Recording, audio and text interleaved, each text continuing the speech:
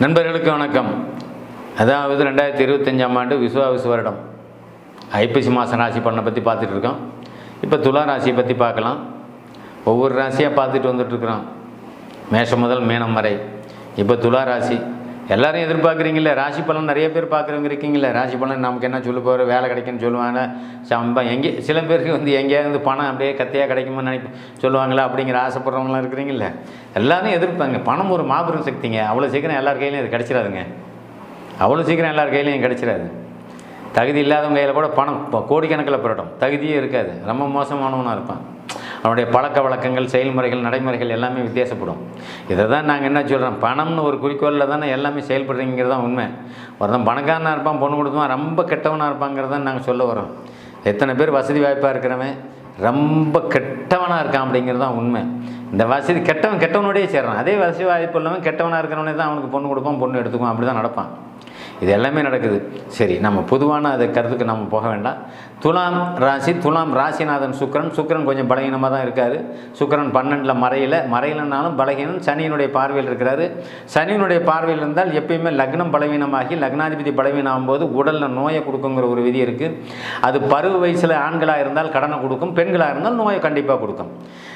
இந்த ராசியில் இருக்கிற ஆம்பளையாக இருந்தால் கடன் வாங்கிட்டு இருப்பான், வேலை தொழில் கொஞ்சம் நல்லா இல்லாமல் இருக்கும். இது எல்லாமே இங்கே செய்யுங்க.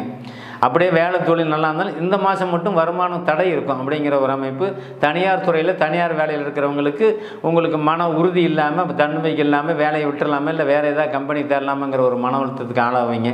அதே சமயத்தில் இருக்கிற காசெல்லாம் செலவு பண்ணிவிட்டு பணம் இல்லாமல் அவசரப்பட்டு இருப்பீங்கிறது தான் உண்மை. பொம்பளை பிள்ளையாக இருந்துச்சுன்னா நோயை கொடுக்கும், ஆஸ்பத்திரி செலவு, மருத்துவ செலவு அப்பா அம்மா வந்தால் பண்ணுவாங்க. இது கொஞ்சம் செய்யும்.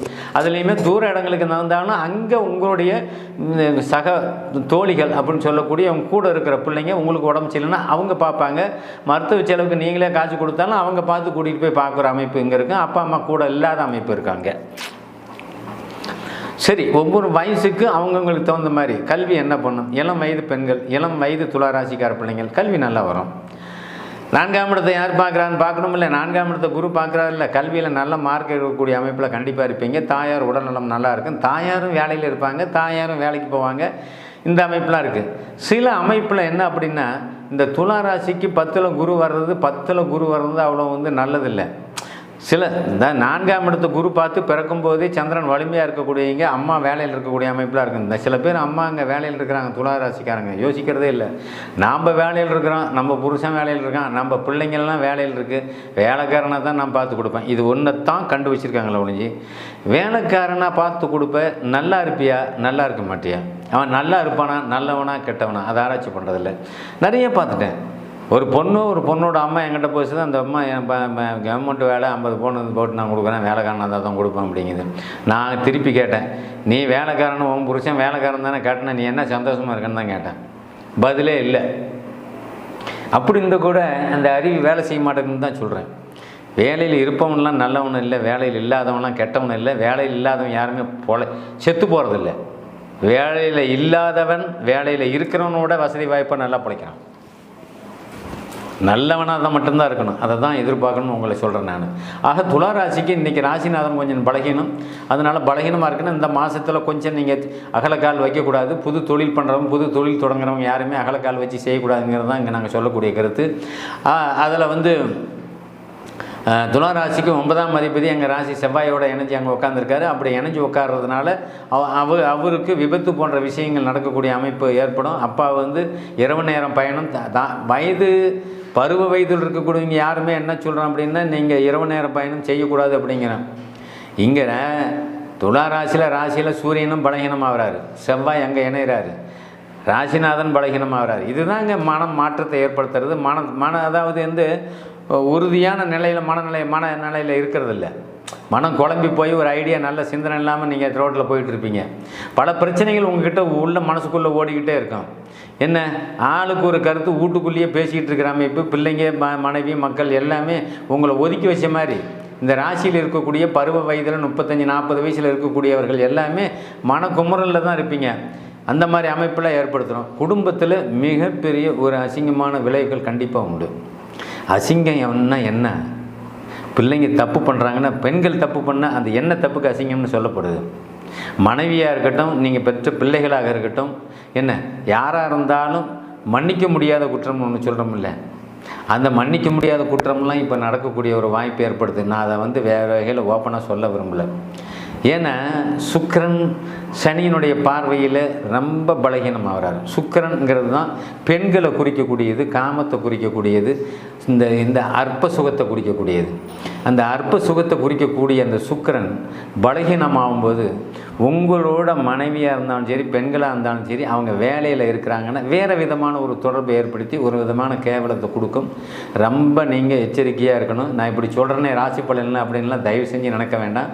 இதை பாதிக்கப்பட்டவனுக்கு மட்டும்தான் அதை உணருவான். பாதிப்பு இல்லாதவன் நான் சொல்கிறது என்னமோ சாதாரணமாக இருக்குங்கிற மாதிரி அவங்க நினைப்பாங்க. இதுதான் சுக்கிரன் பலகீனம், காமக்காரகன் பலகீனம், ராசி பலகீனம், ராசிக்குள்ளே செவ்வாய் இருப்பது தப்பு.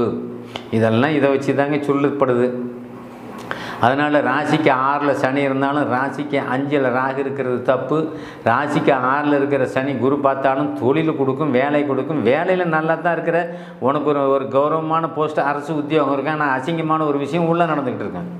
வேலையில் இருக்கேன், இந்த பொம்பளை வேலையில் தான் எப்போதான் எங்கேனுமோ தப்பாக நடந்துக்கிச்சு பேசுவான், செஞ்சிடுற நீ. அந்த சபலம்ங்கிறது தட்டிடும். குடும்பத்துக்கு ஒரு தீராத அவப்பெயரை ஏற்படுத்தக்கூடிய அமைப்பு கண்டிப்பாக துலா ராசி. இந்த ராசியை நான் எப்பயுமே ஒத்துக்க மாட்டேன். இந்த ராசிக்காரர்கள் ராசியில் துலா ராசி அதிகமாக காம உணர்வை கொண்ட ராசின்னு நான் சொல்லுவேன். அதே சமயத்தில் எல்லோரும் அந்த தப்பு பண்ணுறாங்கன்னா அப்படிலாம் கிடையாது. ராசியை குரு பார்க்க பிறந்தவன் தப்பு பண்ண மாட்டான், அந்த தப்புக்குள்ளே போக மாட்டாங்க. பாவத்துவம்னு சொல்லக்கூடிய ராசிநாதன் சனி ராகு செவ்வாய் தொடர்பு இந்த மாதிரி வர்றவங்க தான் இந்த மாதிரி ஒரு துறையில் இறங்குவாங்க. கோச்சாரத்தில் அந்த கிரகங்கள் அவங்களை தாக்குதல் பண்ணும்போது மட்டும்தான் அந்த புத்தி மாறாட்டம் ஏற்படும், தவறு செய்ய தூண்ட வைக்கும், தப்பு பண்ணிடுறாங்க. ஆக கெட்ட பேர் வாங்கக்கூடிய ஒரு அமைப்பு துளாராசிக்கு இருக்குது பெண்களுக்கு.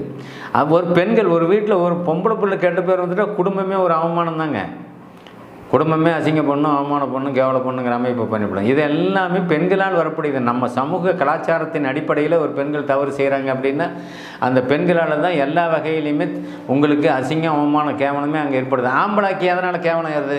ஆம்பளை அதுதான் பொம்பளை அவசாரி ஆகக்கூடாது, ஆம்பளை திறன் ஆகக்கூடாதுங்கிறான். ஆம்பளை திருட்டு பையன் வந்துட்டான், அந்த குடும்பம் பேர் கெட்டு போயிடும். பொம்பளை அவசாரி ஆகிட்டால் அந்த பேர் கெட்டு போயிடும்.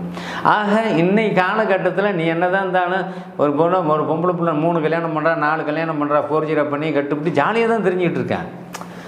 இந்த தவறு பண்ணி தவறு மேலே தவறு பண்ணிட்டு போகிறவங்களுக்கு இது ஒரு சாதாரண நிகழ்வாக போயிடும், அவங்களுக்கு தெரியாது. எப்பயுமே தவறவே பண்ணாத ஒரு வாழையடி வாழியாக ஒரு 3 தலைமுறையாக நல்லா வாழ்ந்துட்டு இருக்கிறவங்களும் குடும்பத்தில் ஒரு பிள்ளை ஓடி போச்சு அப்படின்னா அது எவ்வளோ பெரிய அவமானமோ அவன் நினைப்பான். ஏன்னா எங்களுடைய பரம்பரையிலேயே தலைமுறையிலேயே அது மாதிரி நடக்கலையே, இப்போ இப்படி ஆயிடுச்சேன்னு அவனை தலைக்குனியை வச்சிடும் இல்லையா? அந்த மாதிரி சம்பவங்கள் எல்லாம் பெண்களால் நடக்கக்கூடியது. இன்றைக்கி கூடிய கலாச்சார சமூக அடிப்படையில் பார்த்தான்னா இன்றைக்கி பெண்கள் அதிகமான இந்த மாதிரி ஒரு தவறை தூண்டுதலாக சமத்துவம் என்ற பேரில் எல்லாத்தையுமே அவங்க பேச ஆரம்பிக்கிறாங்க. எல்லாம் சமம், என்ன செய்கிறது தப்பாக ரைட்டான்னு தெரியாத, எல்லாம் சமம், எல்லாத்தையும் ஏற்றுக்கிறது மனப்போக்கம். நீங்கள் ஏற்றுக்க வேண்டாம்னு நான் சொல்லவில்லை. ஆனால் எதை சேர்த்துன்னு இணைக்கணும் அப்படிங்கிறது தான் இங்கே. கலாச்சாரங்கிறது ஒன்று இருக்குது, நீ உன்னுடைய வாழ்வியல் முறைங்கிறது ஒன்று இருக்குது. அதன் பிரகாரம் தான் நீ வாழ்க்கையை நடத்திக்கிட்டு இருக்கிற. அதிலேருந்து நீ மாறி ஒவ்வொருத்தனுக்கும் ஒவ்வொரு வாழ்வியல் முறை இருக்கும். பிறந்ததுலேருந்து ஒவ்வொரு இனத்துக்கும் ஒவ்வொரு அமைப்புக்கும் ஒரு வாழ்வியல் முறை இருக்கும். அந்த முறையில் சிக்கல் வரும், அதை தான் ஏற்றுக்க முடியாதுங்கிறான். அப்போ பெண்கள் தவறு செஞ்சு எனக்கு உரிமை இருக்குது, யார் உரிமை இல்லைன்னா அந்த உரிமையெல்லாம் இல்லைன்னா யாரும் சொல்ல கிடையாது. இந்த உரிமை ஏறவங்க எல்லாம் எல்லாருக்குமே தெரியும்.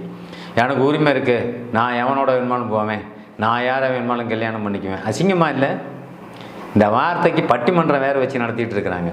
இதெல்லாம் கேட்குறதுக்கே அசிங்கமாக இருக்குது, அவமானமாக இருக்குது. இந்த பட்டிமன்ற பேச்சாளர்கள், பட்டிமன்றம் நடத்துவவங்க எல்லாமே பார்த்தா ரொம்ப மனவேதனையாக தான் இருக்குது.